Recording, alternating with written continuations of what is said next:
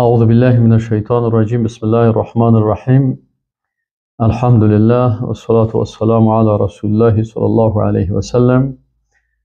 دوستای عزیز، ما و شما بحث اول که حکم به وفا به تعهدات بود در سوره مائده، آیات اولش خواندیم که یا ایها الذین آمنوا اوفوا بالعقود، که در اینجا میگه که شما به عقدها، به تعهداتتان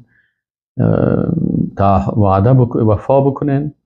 و تعهد اولش اطاعت به امر الله بود که الله متعال امر کرده که یا ایها الذین آمنوا اوفوا بالعقود. و دومی تعهد خوردن از حلال بود که رم خواندیم، و تعهد سوم نهی از شکار در خشکی در حالت احرام بود. و در تعهد چهارمی رسیدیم که این کلش مربوط آیت اول سوره مائده میشه. یعنی ما و شما مقدمتا خواندیم و در آیت اول ما و شما سه تعهدش خواندیم و تعهد چهارمیش باقی مانده بود. تعهد چهارمی در سوره مائده در می آیت شریف تسلیمی به حکم الله به هر قسمی که الله خواسته باشه. اینجا الله متعال در آخر امی آیت میگه که ان الله یحکم ما یرید، یعنی الله حکم میکنه. وقتی که شما اینجا دقیق شوین میبینیم که الله متعال وقتی که ذکر کرده احکام میگه که احلت لکم بهیمة الانعام، بر شما گوشت چارپایان مشخصی که مثل گوسفند و بز و شتر و گاو است، اینا را الله حلال کرده. وقتی که الله متعال درباره حلال از اینا میگه و باز میگه الا به استثناء ما یتلی علیکم، و حیواناتی که باز بر شما تلاوت میشه. این دو حکم شد.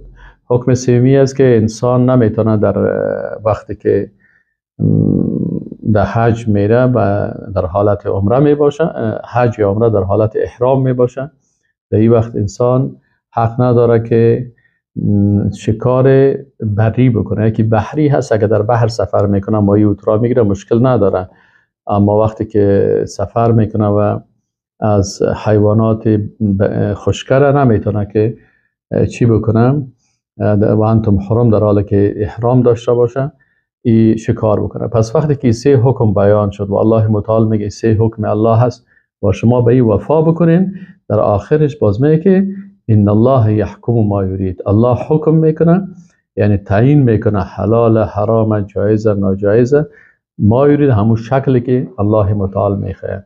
پس اینجا هست که وقتی که ما وفا میکنیم به چهارمی حکمی است که یک انسان مسلمان، یک انسان مؤمن باید تعهد داشته باشه به الله که من تسلیم تمام احکام الله هستم. هر قسمی که الله حکم کرده ما حکمتش بفهمیم یا نفهمیم و مهم نیست. بسیاری وقتا انسان از یک چیزی که حلال است حکمتش به اساس ضعیف بودن علمش نمیفهمه. یک چیز حرام شده انسان حکمتش نمیفهمه. لکن وقتی که حکم الله شد، انسان مسلمان باید بگه که السمع و طاعت لله و لرسوله.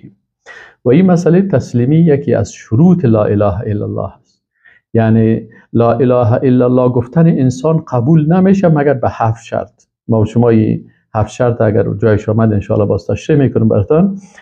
7 شرط است. شرط چهارمی از این شرط چهارمی ده 7 شرط انقیاد و تسلیمی هست. الانقیاد المنافی للترک، تو تسلیم باشی به حکم الله که تا که میتونی هیچ حکم الله را ترک نکنی. این تسلیمی کامل میگن. و این شرط چی است؟ شرط کلمه لا اله الا الله هست. یکی از علما میگه الانقیاد التام للا اله الا الله و لمقتضاته ظاهرا و باطنا انقیادا منافیا للترک. یعنی انسان اتب لا اله الا الله تسلیمی داشته باشه که در ظاهر و باطن، هم داخل قلبا فکرا، و شما تفسیر فکری اعتقادی میخوانیم. یعنی چی معنی؟ یعنی ما از نگاه فکری وقتی که لا اله الا الله را قبول کردیم، تو لا اله الا الله را قبول داشته باشیم که ظاهر و باطن ما را جور بکنیم. انقیادا منافیا للترک، تو انقیاده که تو تسلیمی که مو نفی بکنه از ما باز که چیز از احکام الله را ترک بکنیم.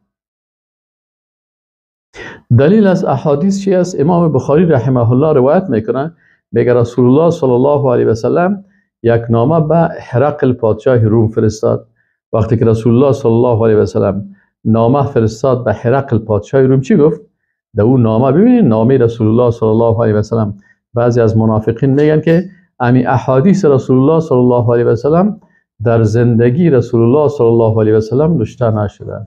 شما سعی کنید امی نامه‌ای که رسول الله صلی الله علیه و سلم به هرقل روان کرد نوشته شد؟ نوشته نشد. امروز اون نامه ها فعلا هست، پیشمان نیست، بله هست، و در موزیم ها و در بسیاری جایا این نامه ها موجود است. پس وقتی که رسول الله صلی الله علیه و سلم، این حدیث رسول الله صلی الله علیه و سلم است، رسول الله صلی الله علیه و سلم بر کاتب خود گفت که نوشته کو امی قسم، و بر شخص دیگه که رمی برد این باز بده سسو تسلیم کرد که رو بر کی ببر؟ گفت به هرقل بر. هرقل کی است؟ هرقل عظیم الروم میگن. عظیم الروم یعنی امپراتور روم. در این خط رسول الله صلی الله علیه و سلم به امپراتوری روم نوشته کرده بود. چی نوشته کرده بود؟ نوشته کرده بود که بسم الله الرحمن الرحیم، من محمد عبد الله و رسوله، از محمد بنده الله و رسولش. ما و شما کل ما بنده الله هستیم. من عبدالله هستم، شما هم عبدالله هستین، کل ما. و رسول الله صلی الله علیه و سلم میگه که از محمد که عبدالله، یک صفتش از بنده الله هست، که او هرقل بفهمه که من بنده هستم، پیغمبر هستم، چون اونا پیغمبر خدا صفت ربوبیت و الوهیت داده بودن. عیسی مسیح میگفتن که الله هست یا این فرزند الله هست. عقیدهشون بسیار گد ود است. یک دفعه میگن الله هست، دیگه دفعه جای دیگه صفحه انجیل بخوانی میگه که پسر الله هست، دیگه جایی که ببینی باز میگه رسول الله هست، دیگه جایی ببینی که عیسی مسیح خودش عبادت میکرد برای الله. یعنی اما کتاب‌های صفحات از که میخوانی میفهمی که تحریفات زیاد است، از این خاطر اختلافات بسیار زیاد است. پس رسول الله صلی الله علیه و سلم بر ازید میخواد خود فهمان که ما بنده الله هستم. من محمد، از محمد صلی الله علیه و سلم عبد الله بنده الله و رسوله و رسولش بکی الی هرقل. هرقل هرقل نه، یگان تا هرقل میخوانه. خب مشکل نیست، خیر است. کسایی که میخوانن، خب بعضی کسایی که مسلکی نیستن و کلمات عربی رو درست تلفظ کردن نمیتونن، یک انجینیر است، یک دکتر است، یک کامپیوترکار است یا متخصص است، مشکل نیست. ولی اصل درست اگر کس خواسته باشه هرقل است. پس به هرقل عظیم روم چی معنی؟ یعنی امپراتور روم. سلام علی من اتبع الهدى. رسول الله صلی الله علیه و سلم در خط خود نوشته کردن، نگفته که السلام علیکم و رحمت الله. چرا وقتی ما میگیم السلام علیکم و رحمت الله و برکاته، به کسی میگیم که او مؤمن است، اما این خو ایمان نداره، به نظر رسول الله صلی الله علیه و سلم این کافر است، مشرک است، به عقیده تثلیث باور داره، نصرانی هست. از این خاطر رسول الله صلی الله علیه و سلم میگه سلام، سلامتی الله باش باد علی من اتبع الهدى، بر کسی که او مطابقت از هدایت میکنه. هر کسی که هدایت مطابقت میکنه در بالای از او سلامتی باشه. اما بعد، فقط ایره کنوشته میگه، باز میگه اما بعد از این سخنایی که بسم الله الرحمن الرحیم گفت و خود معرفی کرد، اول الله را معرفی کرد. ببین خط رسول الله صلی الله علیه و سلم بسیار دقیق است. اول بسم الله الرحمن الرحیم الله را معرفی میکنه که ما کل کار خود شروع میکنیم به نام الله.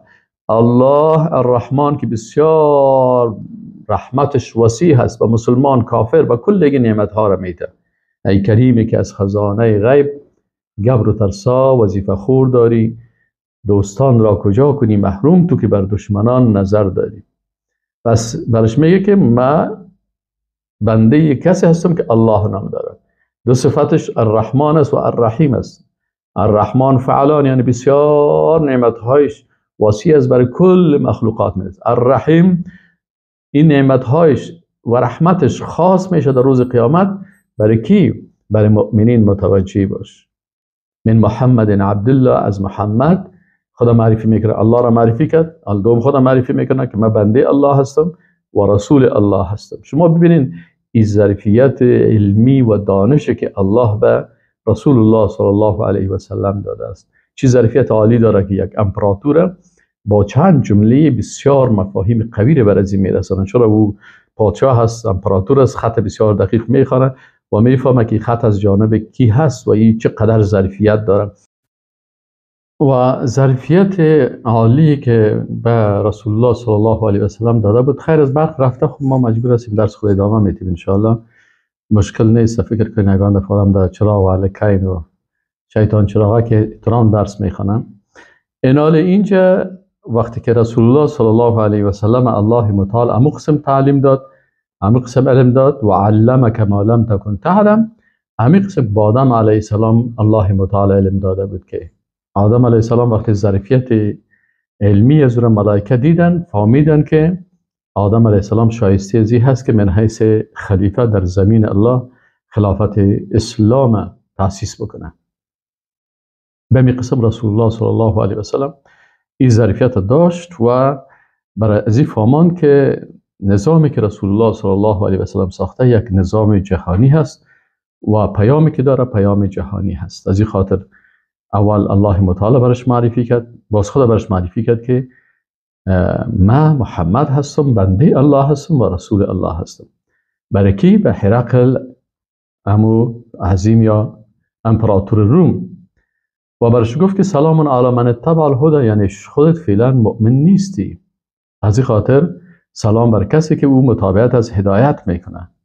اما بعد فانی ادعوک بدعایت الاسلام، برش گفت که من تو را دعوت میکنم به دعوت اسلام. اسلم تسلم. اینجا ببینید اصل بحث ما شما در اینجا است که رسول الله صلی الله علیه و سلم برای گفت که اسلم یعنی تسلیم شو به شریعت الله، به حکم الله، به نظام الله، به خلافت الهی، به این تسلیم شو.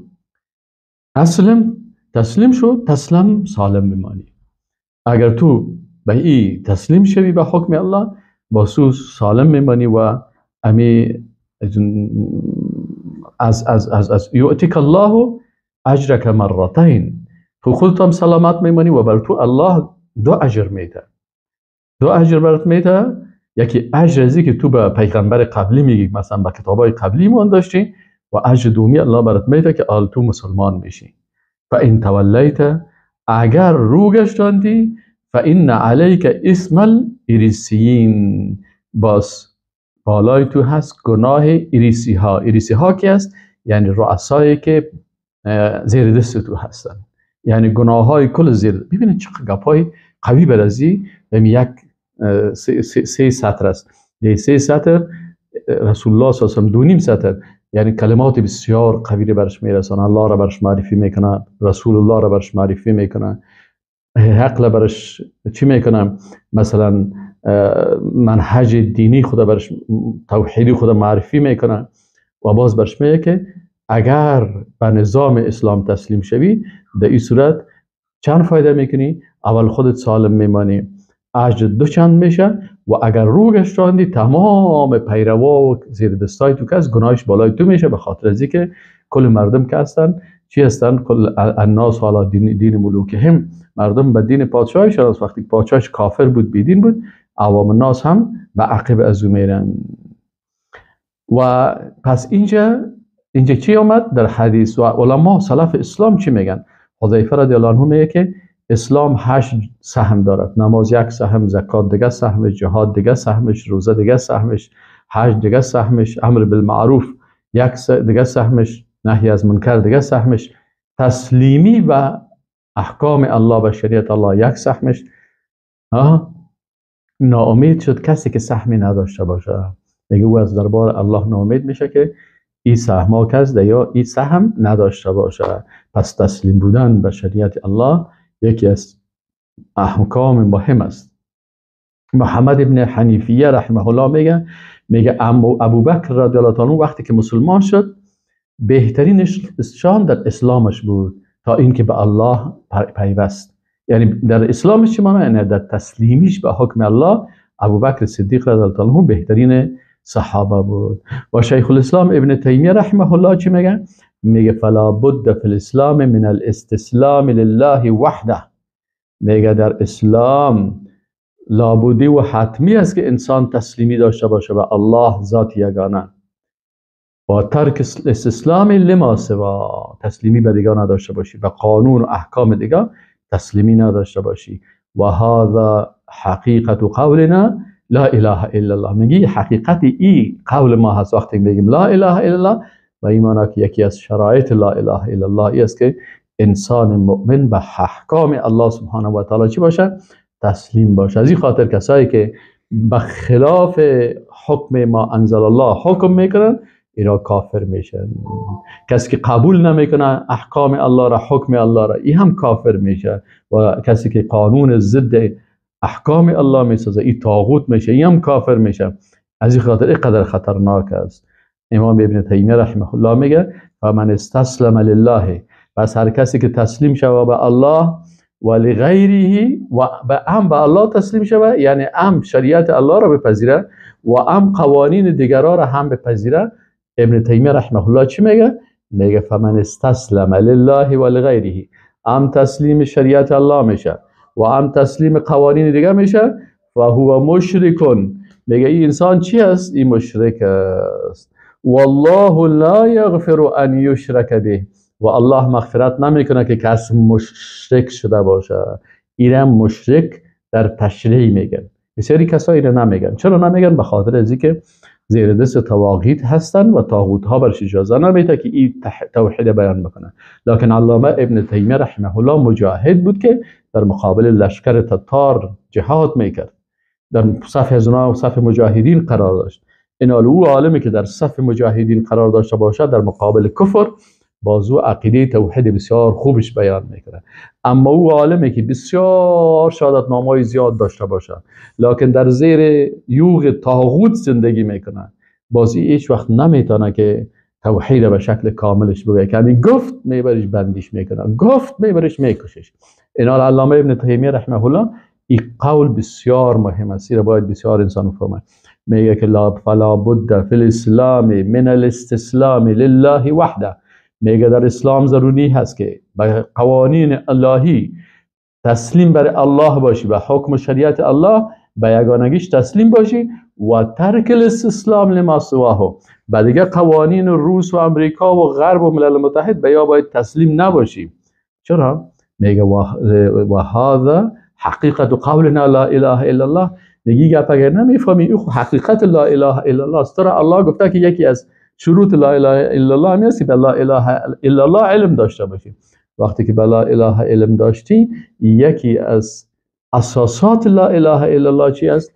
که استسلام و تسلیمی به شریعت الله و عدم تسلیمی به قوانین دیگر. خب یک سوال میکنم شیخ صاحب ابن تیمیه، من یک سوال دارم. نام استاد عبدالظاهر از دایی است، شاگرد هستم، طالب علم. اگر یک کسی مثلا ما زیاد کسایی را میشناسیم که شریعت الله را قبول داره، نماز هم میخونه، روزه هم میگیره، حج هم میره، میگه اینم قبول دارم، نماز میخوام، روزه میگیرم، حج میرم، لکن تا پالوی از این زیر قانون مثلا فرانسه، امریکا، ایتالیا، جرمنی، روس اینجا زندگی میکنه و قانون از اونها را هم مجبور است قبول بکنه دیگه. چون در اونجا که زندگی کردیم مجبور هستی قوانینش را صرف قبول بکنی. اگه قانونش قبول نکنی نه تو پاسپورت میده، نه تو ویزا میده، نه تو امکانات میده، نه تو اونجا میمونه. خب عالمی شخصی که هر دو قانون قبول داره در مملکت ما، شیخ الاسلام ابن تیمیه در این باره چی میگن شما؟ ابن تیمیه رحمه الله در جواب میگه فمن استسلم لله و لغیره، کسی که تسلیم قانون الله و قانون غیر الله شد، هر دو قانون پذیرفت، فهو مشرک. ابن تیمیه میگه مشرک است، مسلمان نیست. والله لا یغفر ان یشرک به، و الله میگه مغفرت نمیکنه کسی که به امرای ازو دیگران را شریک کنه. این خود شریک کرد در تشریع الله، در قانون الله. کی شریک ساخت؟ غیر الله را شریک ساخت. و من لم یستسلم له فهو مستكبر عن عبادتی، کسی که تسلیم حکم الله نشد فهو مستكبر عن عبادتی، این تکبر کرده، مثل شیطان ابلیس است. اینال یک کسی است که شریعت الله را ایش قبول نداره، این کافر است. یک کسی هست شریعت الله را، قانون الله را ایش قبول نداره، این کافر است. مثل دموکرات‌ها و سوسیالیست‌ها و مثلا سکولارها، اینا میگه ما شریعت قبول نداریم، ما خودمون قانون میسازیم، پس این مطلقاً کافر است. یک کسی دیگه هم شریعت الله را قبول میکنه و هم شریعت قانون الله را، هم شریعت الله را قبول داره، هم قوانین غیر الله را او را هم قبول داره، اردوش هم مکس کرده. 50% از این 50% یا 60% 70% شریعت، یک 30% از دیگر میگه قبول کردیم. اینا میگه این مشرک است. و پس موحد کی است؟ موحدی است که فقط شریعت الله را قبول بکنم و دیگه قوانین کافر شوه. نظر به چی؟ نظر به آیت قرآن فمن یکفر بالطاغوت و یؤمن بالله، با طواغیت و قوانین و طاغوتی کافر شو و یؤمن بالله، ایمان به الله پیدا میکنی. این نشانی براتان باشه که ما براتان گفتم من دی چراغ الکین، باز نگوین در روز آخرت که نمیره کس بر ما نگه. من میگم یا الله برقای ما رفته بود، ما مجبور بودیم که در چراغکای این چیزاکا یا در گروپکای موبایل درس بدیم. پس اینم برشان گفتم چریم هم فقط اما تو چریم آمدن مثل که در تانزانیا باشم. اینه متوجه هستین؟ علامه ابن قیم جوزی رحمه الله چی میگه؟ و اما الاستسلام سیکم. علامه ابن قیم این دو نفر بسیار علمای بزرگ در عقیده هستند. از این خاطر این دو عالم بسیار دشمن زیاد دارن. اولش علامه ابن تیمیه بود که استادش است. او بسیار مشهور است چون کتابای بسیار قوی نوشته کرده. ضد مثلا امی تصوف یک کتاب نوشته کرده، کسایی که مثلا وحدت الوجود و وحدت الشهود و اینالی میگه پا دارن، به ضد از یک کتاب نوشته کرده. به ضد روافض یک کتاب نوشته کرده. به ضد فلاسفه‌ای که به نام فلسفه‌های اسلامی هستند دیگه که این کتابای ازی که هست این دیگه در مغزای از این خاطر از این سه فرقه بسیار دشمنای زیاد داره. خب وقتی که میخوانی در عقیده دیگه بسیار عقیده ماشاءالله سبحان الله فهم ازی میگه کتابای خود میگه در کجا نوشته کرده؟ بندی بود میگه در زندان، در دیوالای زندان کتابای خود نوشته میگه تا باز از روی ازی سبحان الله. الله متعال برش رحمت بکنه. این در این وقت یعنی تا روز قیامت که از کتابای از این مردم استفاده میکنن بر از این رحمت میگن. شاگرد از علامه ابن قیم جوزی است و علامه ابن قیم جوزی یعنی یک قرآن شناس بسیار قوی هست. سبحان الله آنقدر ما یک وقتی بسیار میپالیدم یک اصطلاح را که میگفتم قرآن درباره چی هست، کل قرآن همین موضوع کل قرآن چی هست. آمدیم که علامه ابن قیم جوزی را سخنش شنیدیم که گفت که القرآن کله فی التوحید.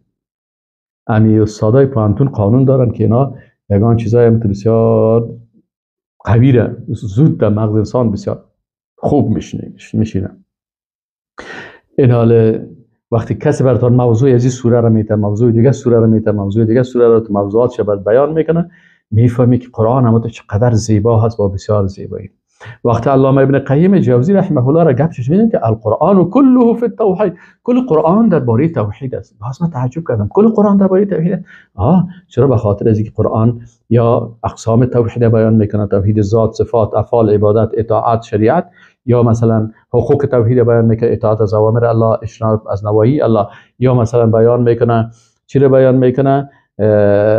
لوازم توحید، الولا و برا، دوستی به خاطر الله با دوستای الله باشه، دشمنی با دشمنای الله باشه. این سه چیز. 5 چیز دیگر رو بیان میکنه: معرفی اهل توحید، صفات اهل توحید و قصه های اهل توحید، بعد از اون نتیجه توحید در دنیا، نتیجه توحید در آخرت. باز 5 تا دیگه صفات معرفی دشمنای توحید، صفات دشمنای توحید و قصه های دشمنای توحید، نتایج توحید در دنیا، نتایج توحید در آخرت. این 5 10 شد، 3 هم دول شد، این چند شد؟ این 13. یک تای دیگه من 14مش چی هست؟ 14مش نواقص اسلام و نواقض اسلام.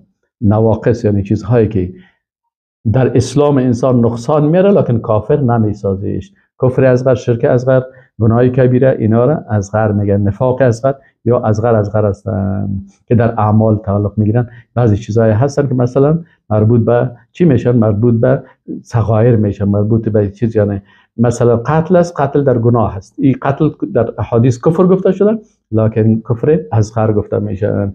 اینا یکی هستن. دیگه نواقض ایمان است، مثل کفر اکبر، مثل کفر حاکمایی که به ضد شریعت الله قانون میسازن. این رواز کفر اکبر میگن. پس این حال علامه ابن قیم جوزی رحمه الله که یک عالم بسیار بزرگ و عالم بسیار قوی هست، ای چی میگه؟ و اما الاستسلام للحکم فیجوز ان یرید به الحکم الدینی الشرعی. میگه منظور از استسلام به حکم چی است؟ میگه جایز است که اراده به حکم دینی شرعی شود و یکون معناه، باز میگه معنای چی میشه؟ عدم معارضته برأی او شهوت. وقتی که استسلام به حکم دینی شرعی بود، پس حق نداری که در مقابل از تو با یک نظرت و با یک خواسته ها و شهواتت با امر مخالفت بکنی. و یجوز ان یرید به الاستسلال لحکم القدری، میگه و همچنان جایز است که تسلیمی به چی باشه؟ به حکم تقدیری الله باشه، یعنی مقدر کرده.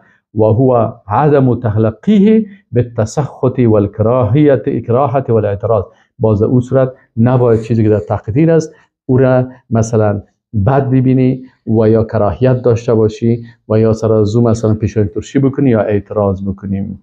این قول علامه ابن قیم جوزی رحمه الله است. تا عهدات دیگه که است ان شاء الله تعالی ایره باز ما و شما ایره در درس بعدی میخوانیم. و السلام علیکم و رحمت الله و برکاته.